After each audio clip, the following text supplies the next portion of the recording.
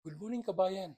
I just received few phone call asking me about zero down payment. Ito ang pinaka-commonly asked questions na natatanggap ko. May isang kabayan natin na nagtanong sa akin, Kuya, gusto na po naming mag-graduate from renting an apartment. Pwede po ba kaming bumili ng first home namin with zero or no down payment?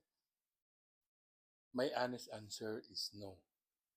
If you're buying a home, wala pong tinatawag na zero down payment sa Canada.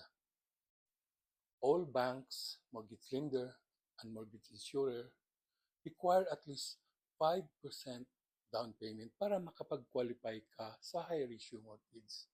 Pero may good news po tayo. Kung wala po kayong actual na 5% down payment, may option pa rin.